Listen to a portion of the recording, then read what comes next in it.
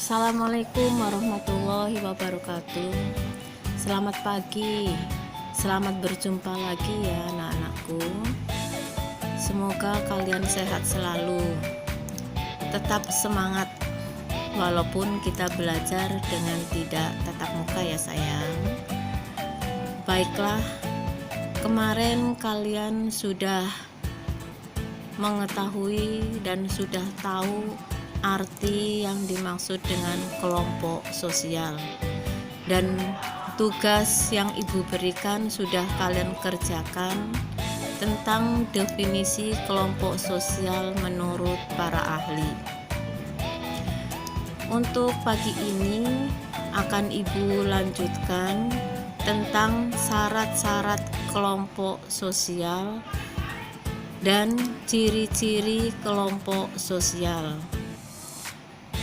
Dengan syarat-syarat kelompok sosial dan ciri-ciri kelompok sosial, diharapkan kalian mengetahui apa syarat-syaratnya dan ciri-ciri kelompok sosial.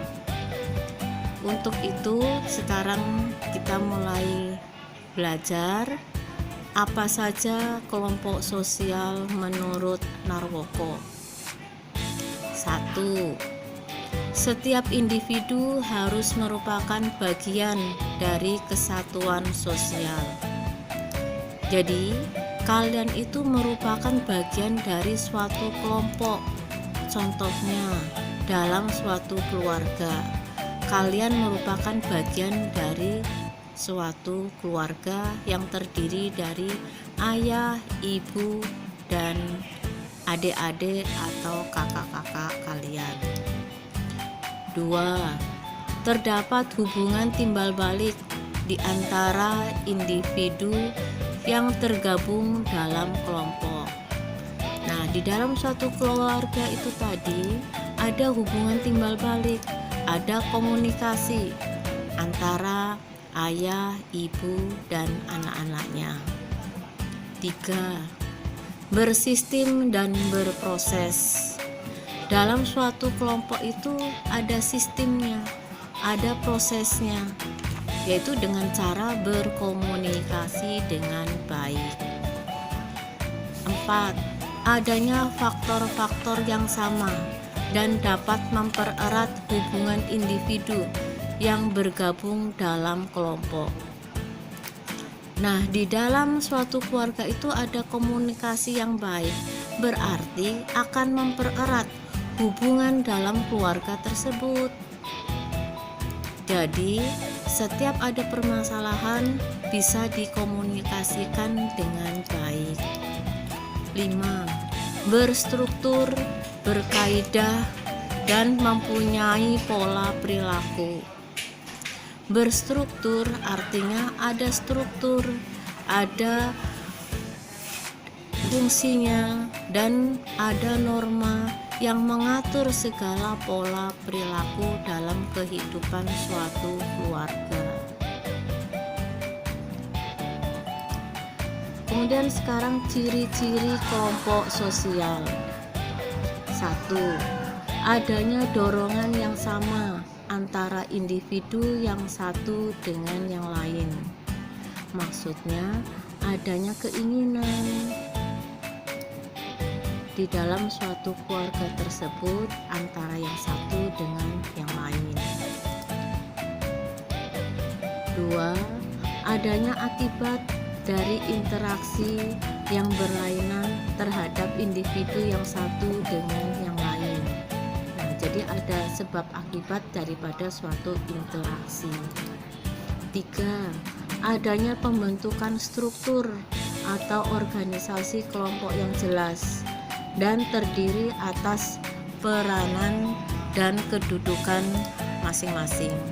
Jadi dalam suatu keluarga, dalam suatu kelompok sosial itu mempunyai fungsi dan tugas masing-masing. 4. Adanya norma yang mengatur tingkah laku anggota kelompok agar mencapai tujuan yang diinginkan. Jadi ada kaidah, ada norma-norma yang mengatur dalam kehidupan.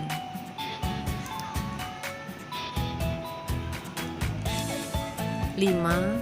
Adanya pergerakan yang dinamik ya. Jadi dalam suatu masyarakat, kelompok itu sifatnya dinamik, tidak statis, selalu mengalami pergerakan, baik cepat maupun lambat. 6. Berlangsungnya suatu kepentingan. Jadi dalam suatu kelompok itu terdapat suatu kepentingan untuk mencapai suatu tujuan. Nah, inilah anak-anakku tentang syarat-syarat dan ciri-ciri kelompok sosial.